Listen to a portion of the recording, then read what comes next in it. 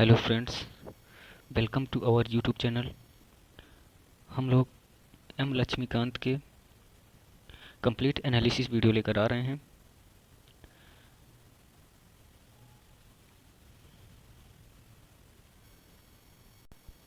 जिसमें हम लोग लक्ष्मीकांत का कंप्लीट बुक पूरी करेंगे। ठीक है, तो ये हमारा पहला चैप्टर है, प्रेसिडेंट।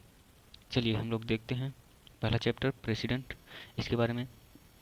देखिए, संविधान के भाग 5 के अनुच्छेद 52 से 78 तक संघ की कार्यपालिका का वर्णन है। संघ की कार्यपालिका का वर्णन कहाँ पे है? संविधान के भाग 5 के अनुच्छेद 52 से 78 तक संघ की कार्यपालिका है। अब देखिए, संघ की कार्यपालिका में शामिल कौन कौन होता है। तो संघ की कार्यपालिका में एक तो राष्ट्रपति होंगे, उपराष्ट्रपति होंगे, प्रधानमंत्री होंगे, मंत्रिमंडल और महान्यायवादी शामिल होता है। ठीक है, अब चूंकि संघ की कार्यपालिका में राष्ट्रपति, उपराष्ट्रपति, प्रधानमंत्री, मंत्रिमंडल, महान्यायवादी शामिल होते हैं, तो अब हम लोग राष्ट्रपति के बारे में देख लेते हैं। तो राष्ट्रपति जो है, राष्ट्रपति का निर्वाचन होता कैसे है? तो राष्ट्रपति का निर्वाचन सीधे जनता द्वारा नहीं होता। राष्ट्रपति का निर्वाचन सीधे जनता द्वारा डायरेक्ट जनता नहीं करती है, जबकि प्रधानमंत्री का निर्वाचन डायरेक्ट जनता वोट देकर करती है। तो राष्ट्रपति का निर्वाचन निर्वाचन मंडल के सदस्यों द्वारा होता है। अब निर्वाचन मंडल में कौन कौन शामिल होते हैं? तो निर्वाचन मंडल में संसद के दोनों सदनों के निर्वाचित सदस्य, राज्य विधानसभा के निर्वाचित सदस्य और दिल्ली केंद्र शासित प्रदेश दिल्ली व पुदुचेरी विधानसभाओं के निर्वाचित सदस्य, केंद्र शासित प्रदेश दिल्ली व पुदुचेरी विधानसभाओं के निर्वाचित सदस्य शामिल होते हैं। तो इसमें देखिए क्या कह रहा है, संसद के दोनों सदनों के निर्वाचित सदस्य, संसद के दोनों सदनों के निर्वाचित सदस्य यानी कि लोकसभा के निर्वाचित सदस्य और राज्यसभा के निर्वाचित सदस्य, लोकसभा का निर्वाचित सदस्य, राज्यसभा का निर्वाचित सदस्य और राज्य विधानसभा के निर्वाचित सदस्य। सेकंड में राज्य विधानसभा के निर्वाचित सदस्य और फिर केंद्र शासित प्रदेश दिल्ली व पुदुचेरी विधानसभाओं के निर्वाचित सदस्य। तो राष्ट्रपति के निर्वाचक मंडल में कौन कौन शामिल होता है? एक तो संसद के दोनों सदनों के निर्वाचित सदस्य, राज्य विधानसभा के निर्वाचित सदस्य, केंद्र शासित प्रदेश दिल्ली व पुदुचेरी विधानसभाओं के निर्वाचित सदस्य शामिल होते हैं। ठीक है, अब आगे देखते हैं। देखिए, राष्ट्रपति के निर्वाचन में राज्य विधानसभाओं तथा संसद के प्रत्येक सदनों के मतों की संख्या किस प्रकार निर्धारित हुई? राष्ट्रपति के निर्वाचन में राज्य विधानसभा के सदस्य होते हैं ना, राष्ट्रपति के निर्वाचन राज्य विधानसभा के निर्वाचित सदस्य, संसद के दोनों सदनों के निर्वाचित सदस्य। तो इनकी मतों की संख्या किस प्रकार निर्धारित होती है? तो देख लीजिए, फर्स्ट क्या है, प्रत्येक विधानसभा के निर्वाचित सदस्य के मतों की संख्या किसी राज्य की जनसंख्या को उस राज्य की विधानसभा के निर्वाचित सदस्यों तथा 1000 के गुणनफल से प्राप्त संख्या द्वारा भाग देने पर प्राप्त होती है। तो प्रत्येक विधानसभा के निर्वाचित सदस्य यानी कि मान लीजिए कोई राज्य है यूपी, ठीक, इस राज्य के विधानसभा के निर्वाचित सदस्य मान लीजिए ए है, इसके मतों की संख्या ये बराबर होगी उस राज्य की जनसंख्या, मान लीजिए यूपी की जनसंख्या बी है, उस राज्य की जनसंख्या से उस राज्य की विधानसभा के निर्वाचित सदस्य, मान लीजिए इस राज्य के विधानसभा के निर्वाचित सदस्य यूपी के विधानसभा के निर्वाचित सदस्य सी हैं, सदस्य की संख्या तथा 1000 के गुणनफल, तथा इसमें 1000 का गुणा कर दो तथा 1000 के गुणनफल से भाग देने पर प्राप्त होती है, ये है। ठीक, यानी कि प्रत्येक विधानसभा के निर्वाचित सदस्य क्या करा, प्रत्येक विधानसभा के निर्वाचित सदस्य के मतों की संख्या ये बराबर होगा किसी राज्य की जनसंख्या को उस राज्य की विधानसभा के निर्वाचित, यानी उस राज्य की निर्वाचित विधानसभा के सदस्य किसी राज्य की जनसंख्या से भाग देंगे, निर्वाचित विधानसभा के सदस्य की संख्या में 1000 का गुणा करके राज्य की जनसंख्या से भाग देने पर प्राप्त होती है। ठीक है, अब सेकंड वाला देख लेते हैं। सेकंड क्या कह रहा है, कह रहा है संसद के प्रत्येक सदन के निर्वाचित सदस्यों के मतों की संख्या, यानी कि संसद के प्रत्येक सदन के निर्वाचित सदस्यों की मतों की संख्या, मान लीजिए संसद के प्रत्येक सदन के निर्वाचित सदस्यों की मतों की संख्या ए है, तो ये बराबर हो जाएगा सभी राज्यों के विधायकों कीमतों के मूल्य को संसद के कुल सदस्यों की संख्या से भाग देने पर प्राप्त होती है। यानी कि सभी राज्यों के विधायक जो हैं, सभी राज्यों के विधायक ये भी हो गए, सभी राज्यों के विधायकों के मतों के मूल्य को, सभी राज्य के विधायकों के मतों के मूल्य को संसद के कुल सदस्य संख्या, यानी कि संसद में जितनी सदस्य संख्या है उससे भाग देने पर प्राप्त होती है। ये संसद का मत है, संख्या है। ठीक है, चलिए आगे देख लेते हैं। एक मिनट रुकिए। ठीक है, अब देखिए आगे क्या कह रहा है, राष्ट्रपति का चुनाव अनुपातिक प्रतिनिधित्व के अनुसार एकल संक्रमणीय मत तथा गुप्त मतदान द्वारा होता है, जिसमें राष्ट्रपति को मतों का एक निश्चित भाग प्राप्त करना होता है। यह निश्चित भाग कुल वैध मतों की निर्वाचित होने वाले कुल उम्मीदवार की संख्या में एक जोड़कर प्राप्त संख्या से भाग देने पर भागफल में एक जोड़कर प्राप्त होता है। देखिए क्या कह रहा है एक्चुअली, राष्ट्रपति का चुनाव अनुपातिक प्रतिनिधित्व के अनुसार एकल समखंडी मत गुप्त मतदान द्वारा होता है, ठीक है, जिसमें राष्ट्रपति को मतों का एक निश्चित भाग प्राप्त करना होता है। यह निश्चित भाग कुल वैध मतों का मान लीजिए कुल वैध मत ए है, कुल वैध मतों के निर्वाचित होने वाले कुल उम्मीदवार की संख्या, तो निर्वाचित होने वाले कुल वैध मत ए है, तो निर्वाचित होने वाले उम्मीदवार कितना है? राष्ट्रपति के निर्वाचन में एक ही उम्मीदवार तो होता है, तो राष्ट्रपति निर्वाचित होने वाले उम्मीदवार की संख्या एक में जो एक जोड़कर, ये करें ना, एक जोड़कर, तो एक जोड़ दिए, एक जोड़कर प्राप्त संख्या से भाग देने पर भागफल में एक जोड़कर, ये यानी कि कुल वैध मत मान लीजिए ए है, कुल पड़े वैध मत ए है। अब जिसमें उम्मीदवार कितने हैं? एक है, राष्ट्रपति के निर्वाचन एक ही उम्मीदवार होता है, तो एक उम्मीदवार में एक जोड़कर फिर भाग देंगे तो भागफल में फिर एक जोड़ना है, ये होता है क्या? एक निश्चित भाग, मतों का एक निश्चित भाग, ये होता है, ठीक है, ये हो गया। चलिए आगे। तो देखिए, राष्ट्रपति चुनाव से संबंधित सभी विवादों की जांच, जितने भी राष्ट्रपति चुनाव से संबंधित जितने भी विवाद होते हैं उनकी जांच तथा फैसले को उच्चतम न्यायालय करते हैं। राष्ट्रपति चुनाव से संबंधित जितने भी विवाद होते हैं उनकी जांच तथा फैसले उच्चतम न्यायालय करते हैं तथा उसका फैसला भी अंतिम होता है। राष्ट्रपति के चुनाव को इस आधार पर चुनौती नहीं दी जा सकती कि निर्वाचक मंडल अपूर्ण है। मान लीजिए कोई सदस्य नहीं उपस्थित रहा तो इसका मतलब ये नहीं कि राष्ट्रपति का चुनाव रद्द हो जाएगा, तो राष्ट्रपति के चुनाव को इस आधार पर चुनौती नहीं दी जा सकती कि निर्वाचक मंडल अवैध है, ठीक है। चलिए आगे। अब देखिए, राष्ट्रपति पद के चुनाव के लिए व्यक्ति की निम्नलिखित योग्यताएं होनी चाहिए। इसमें यहाँ पर ये गलत है, तो यहाँ पर क्या है? राष्ट्रपति चुनाव से संबंधित व्यक्ति की निम्नलिखित योग्यताएं होनी चाहिए, ठीक है। अब क्या हो? पहला तो वह भारत का नागरिक हो, फिर दूसरा वो 35 वर्ष की आयु पूरी कर चुका हो। राष्ट्रपति के चुनाव के लिए पहला भारत का नागरिक, दूसरा 35 वर्ष की आयु पूरी कर चुका हो, और थर्ड वह लोकसभा का सदस्य निर्वाचित होने के लिए योग्यता रखता हो। लोकसभा का सदस्य निर्वाचित होने के लिए योग्यता रखता हो, इसका मतलब ये है कि वह लोकसभा का सदस्य निर्वाचित होने के लिए योग्यता रखता हो लेकिन लोकसभा का सदस्य ना हो, ठीक है। यहाँ पे बहुत ध्यान देने की बात है, लोकसभा का सदस्य निर्वाचित रखने की योग्यता होनी चाहिए उसके अंदर, ठीक है। आगे देख लेते हैं। राष्ट्रपति के चुनाव के नामांकन के लिए उम्मीदवार को कम से कम 50 प्रस्तावक, 50 अनुमोदक, राष्ट्रपति के चुनाव के नामांकन के 50 प्रस्तावक, 50 अनुमोदक होना चाहिए तथा उसे जमानत राशि के रूप में भारतीय रिजर्व बैंक में 15,000 रुपये जमा करने होंगे। कितना? 15,000 रुपये जमा करने होंगे। यदि उम्मीदवार कुल डाले गए मतों का, यहाँ पे कुल है, ठीक है, यदि उम्मीदवार कुल डाले गए मतों का 1/6 भाग, यानी कि 1/6 भाग, कुल जितने भी मत पड़े हैं उसका 1/6 भाग प्राप्त करने में असमर्थ है तो उसकी जमानत राशि जो उसने जमा की है रिजर्व बैंक में वो जब्त हो जाएगी। अब देखिए, 1997 से पूर्व प्रस्तावों का अनुमोदकों की संख्या 10 थी। 10 प्रस्तावक 1997 से पहले, 10 प्रस्तावक, 10 अनुमोदक तथा जमानत राशि 2,500 रुपये थी। 1997 में इसे बढ़ाकर कितना किया गया? 50 प्रस्तावक, 50 अनुमोदक तथा जमानत राशि 15,000 रुपये, ठीक है। यहाँ पे ध्यान देने की बात है। अब कितने प्रस्तावक? 50 प्रस्तावक, 50 अनुमोदक, जमानत राशि 15,000 रुपये। पहले 1997 पहले 10 प्रस्तावक, 10 अनुमोदक और 2,500 रुपये जमानत राशि, ठीक है। चलिए आगे चलते हैं। अब देखिए, उच्चतम न्यायालय के मुख्य न्यायाधीश और उसकी अनुपस्थिति में वरिष्ठ न्यायाधीश द्वारा राष्ट्रपति को शपथ दिलाई जाती है। तो राष्ट्रपति को शपथ कौन दिलाता है? एक तो उच्चतम न्यायालय का मुख्य न्यायाधीश, अगर उच्चतम न्यायालय का मुख्य न्यायाधीश अनुपस्थित है तो वरिष्ठतम न्यायाधीश, उच्चतम न्यायालय का वरिष्ठतम न्यायाधीश राष्ट्रपति को शपथ दिलाएगा। अब राष्ट्रपति पद की शर्तें क्या हैं? वो तो योग्यताएं थी राष्ट्रपति की, अब राष्ट्रपति पद की शर्तें क्या हैं? फर्स्ट, एक तो वह संसद के किसी भी सदन अथवा राज्य विधायिका का सदस्य नहीं होना चाहिए। देखिए यहाँ पे कहा गया ना, संसद के किसी भी सदन अथवा राज्य विधायिका का सदस्य नहीं होना चाहिए, लेकिन योग्यता में लोकसभा का सदस्य निर्वाचित होने की योग्यता रखना चाहिए, ठीक है। वहाँ पे योग्यता रखना है लेकिन सदस्य नहीं होना है।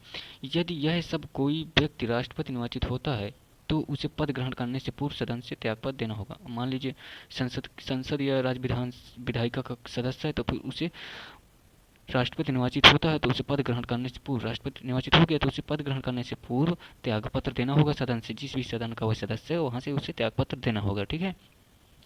आगे देख लेते हैं। वह कोई अन्य लाभ का पद धारण ना करता हो, उसी, ठीक है, उसे बिना कोई किराया चुका एक आधिकारिक आवास राष्ट्रपति भवन प्राप्त होगा, ठीक है। उसे संसद द्वारा निर्धारित उपलब्धियों, भत्ते और विशेषाधिकार प्राप्त होगा, ठीक है। चलिए आगे चलते हैं। देखिए, राष्ट्रपति की पदावधि, यहाँ पे पदावधि है, राष्ट्रपति की पदावधि उसके पद धारण करने की तिथि से 5 वर्ष की होती है। राष्ट्रपति की पदावधि कितनी होती है? 5 वर्ष होती है, परंतु वह अपनी परंतु वह अपने, यहाँ पे ये गलत है, परंतु वह अपने पद को, यहाँ पे पद है, ठीक है, परंतु वह अपने पद को किसी भी समय, यहाँ पर परंतु वह अपने पद को किसी भी समय अपना त्यागपत्र उपराष्ट्रपति को देगा। राष्ट्रपति अपना त्यागपत्र किसे देगा? उपराष्ट्रपति को। किसको देगा? राष्ट्रपति अपना त्यागपत्र उपराष्ट्रपति को देगा। इसके बावजूद उससे कार्यकाल पूरा होने से पहले अब उसे, एक तो वह त्यागपत्र दे सकता है उपराष्ट्रपति को, और दूसरा कि उसे कार्यकाल पूरा होने से पहले महाभियोग चलाकर भी उसके पद से हटाया जा सकता है, ठीक है। अब महाभियोग चलाया जा सकता है, लेकिन महाभियोग कैसे चलेगा? तो राष्ट्रपति यदि संविधान का उल्लंघन करने पर महाभियोग चलाया जाएगा। राष्ट्रपति यदि संविधान का उल्लंघन करता है तो उस पर महाभियोग चलाकर उससे पद से हटा दिया जाएगा। परंतु संविधान में कहीं भी संविधान का उल्लंघन इसको परिभाषित नहीं किया गया कि किस स्थिति में माना जाएगा कि संविधान का उल्लंघन हुआ है, ये कहीं भी परिभाषित नहीं हुआ। अब महाभियोग कैसे चलाया जाए?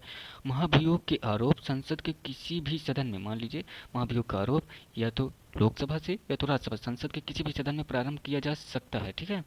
इन आरोपों पर सदन के एक चौथाई, जिस भी सदन से यह महाभियोग प्रारंभ होगा वहां से सदन के एक चौथाई सदस्य के हस्ताक्षर होने चाहिए और राष्ट्रपति को 14 दिन पूर्व नोटिस देना चाहिए। महाभियोग का प्रस्ताव 2/3 बहुमत से पारित होने के पश्चात दूसरे सदन में भेजा जाएगा। एक तो एक चौथाई सदस्यों के हस्ताक्षर होने चाहिए महाभियोग में, और 14 दिन पूर्व राष्ट्रपति को नोटिस देना चाहिए और 2/3 बहुमत से इसको पारित होना चाहिए, और फिर ये दूसरे सदन में भेजा जाएगा, ठीक है। चलिए, जिसे इन आरोपों की जांच करनी चाहिए राष्ट्रपति, जैसे आरोपों की जांच हो रही है तो राष्ट्रपति इस समय उपस्थित रहेगा। राष्ट्रपति पर महाभियोग के आरोपों की जांच हो रही है तो राष्ट्रपति को उपस्थित होने का अधिकार है तथा अपना प्रतिनिधित्व का अधिकार होगा। यदि दूसरा सदन इन आरोपों को सही पाता है और महाभियोग प्रस्ताव को 2/3 बहुमत से पारित करता है तो राष्ट्रपति को प्रस्ताव पारित होने की तिथि से उसके पद से हटना होगा। मान लीजिए अब ये 2/3 बहुमत से पारित हुआ और ये दूसरे सदन में चला गया। अब दूसरा सदन इसके आरोपों की जांच करेगा और अगर उसने सही पाया और इस प्रस्ताव को पारित कर दिया तो जिस समय से वह प्रस्ताव पारित होगा उसी समय से राष्ट्रपति अपना पद त्याग देगा, ठीक है, पद से हटाया जाएगा। इस प्रकार महाभियोग संसद की एक प्रक्रिया है। इसमें दो बातों को ध्यान देने, तो यहाँ पे गलत हो गया है, ठीक है। इसमें दो बातें ध्यान देने योग्य है। एक तो नंबर फर्स्ट, संसद के दोनों सदनों के नामांकित सदस्य जिन्होंने संसद के दोनों, अब देखो महाभियोग में आपने देखा होगा कि राष्ट्रपति के निर्वाचन में संसद के दोनों सदनों के निर्वाचित सदस्य आते हैं, लेकिन महाभियोग में संसद के दोनों सदनों के नामांकित सदस्य जिन्होंने राष्ट्रपति के निर्वाचन में भाग नहीं लिया वो भी महाभियोग में भाग लेते हैं, ठीक है। और राज्य विधानसभा के निर्वाचित सदस्य तथा दिल्ली व पुदुचेरी केंद्र शासित प्रदेश विधानसभा के निर्वाचित सदस्य जिन्होंने राष्ट्रपति के निर्वाचन में भाग लिया महाभियोग के प्रस्ताव में भाग नहीं लेते हैं, ठीक है। यहाँ पे ये बताया गया है। आगे देखिए, राष्ट्रपति की शक्तियाँ क्या क्या हैं, कौन कौन सी शक्तियाँ हैं। नंबर फर्स्ट, एक तो वह भारत सरकार के सभी शासन संबंधी कार्य राष्ट्रपति के नाम से होते हैं, ठीक है। राष्ट्रपति प्रधानमंत्री व अन्य मंत्रियों को नियुक्त करता है और वे मंत्री उसके प्रसाद पर्यंत कार्य करते हैं। राष्ट्रपति जो है महान्यायवादी की नियुक्त करता है, उसकी वेतन भत्ते आदि निर्धारित करता है। महान्यायवादी राष्ट्रपति के प्रसाद पर्यंत कार्य करते हैं, उसके वेतन आदि निर्धारित करता है। राष्ट्रपति भारत के महानियंत्रक और लेखा परीक्षक, मुख्य चुनाव आयुक्त, संघ लोक सेवा आयोग के अध्यक्ष, सदस्य, राज्यों के राज्यपाल, वित्त आयोग के अध्यक्ष व सदस्यों को नियुक्त करता है। कौन कौन से? एक तो राष्ट्रपति भारत के महानियंत्रक तथा लेखा परीक्षक, मुख्य चुनाव आयुक्त व अन्य आयुक्त तथा संघ लोक सेवा आयोग के अध्यक्ष व सदस्य, राज्यों के राज्यपाल और वित्त आयोग के अध्यक्ष व सदस्यों की नियुक्ति करता है, ठीक है। चलिए, राष्ट्रपति केंद्र के प्रशासनिक कार्यों व विधायिका के प्रस्तावों से संबंधित जानकारी प्रधानमंत्री से मांग सकता है, ठीक है। आगे देखिए, राष्ट्रपति अनुसूचित जाति, अनुसूचित जनजाति, अन्य पिछड़े वर्गों के लिए एक आयोग की नियुक्ति कर सकता है।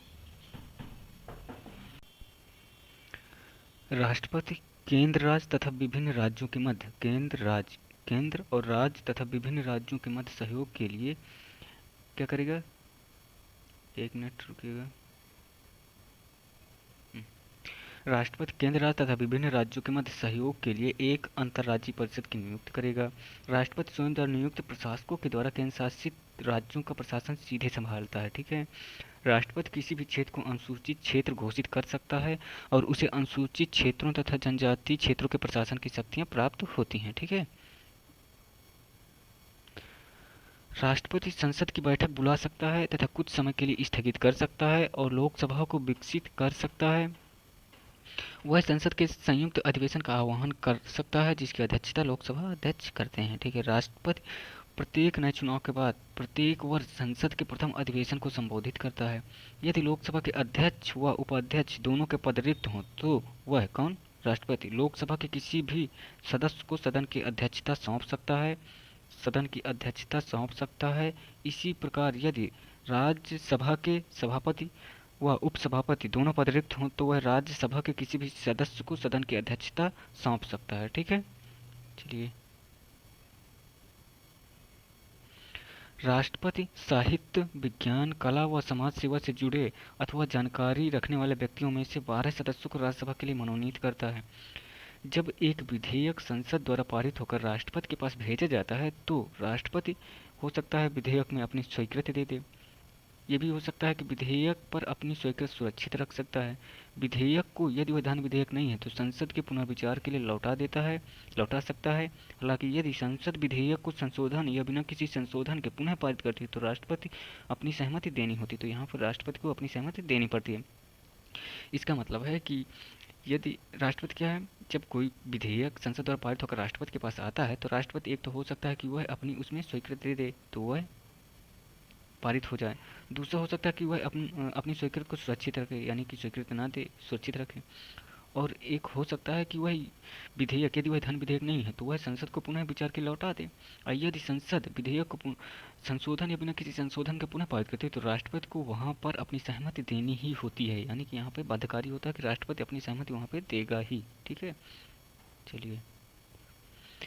राज्य विधायिका द्वारा पारित किसी विधेयक को राज्यपाल जब राष्ट्रपति के विचार के लिए सुरक्षित रखता है तब राष्ट्रपति विधेयक को अपनी स्वीकृति हो सकता है दे दे। दूसरा हो सकता है विधेयक पर अपनी स्वीकृति सुरक्षित रखे। तीसरा हो सकता है कि वह राज्यपाल को निर्देश देता है कि विधेयक यदि वह धन विधेयक नहीं है तो राज्य विधायिका को पुनः विचार के लौटा दे। यहाँ पर यह ध्यान देने की बात है कि यदि राष्ट्रपति राज्यपाल को निर्देश दे कि वह राज्य विधायिका को विधेयक पुनः विचार के लौटा दे और विधायिका यदि उसमें संशोधन या बिना किसी संशोधन के पुनः पारित करती है तो यहाँ पर राष्ट्रपति बाध्यकारी नहीं होगा, उसे स्वीकृति देने के लिए बाध्यकारी नहीं होगा। ठीक है, राष्ट्रपति जो है संसद के 17 वसान, यहाँ पे ये गलत है, राष्ट्रपति संसद के 17 वसान की अवधि में अध्यादेश जारी कर सकता है। यह अध्यादेश संसद की पुनः बैठक के 6 हफ्तों के भीतर संसद द्वारा अनुमोदित करना आवश्यक है। वह किसी अध्यादेश को किसी भी समय वापस ले सकता है। राष्ट्रपति महानियंत्रक लेखा परीक्षक संघ लोक सेवा आयोग और वित्त आयोग व उनकी रिपोर्ट को संसद के समक्ष रखता है। क्योंकि एक तो महालेखा परीक्षक की, संघ लोक सेवा आयोग की, वित्त आयोग की, इनकी रिपोर्ट को संसद में कौन पेश करता है, राष्ट्रपति। ठीक है, राष्ट्रपति अंडमान निकोबार द्वीप समूह, लक्षद्वीप, दादर नगर हवेली, दमन द्वीप में शांति विकास तथा सुशासन के नियम बना सकता है। पुदुचेरी के भी वह नियम बना सकता है, परंतु केवल तभी जब विधानसभा निलंबित अथवा विघटित अवस्था में हो पुदुचेरी की। ठीक है, धन विधेयक राष्ट्रपति की पूर्व सहमति से ही संसद में प्रस्तुत किए जाते हैं। राष्ट्रपति राज्य व केंद्र के मध्य राजस्व के बंटवारे के लिए 5 वर्ष में एक वित्त आयोग का गठन करता है। ठीक है,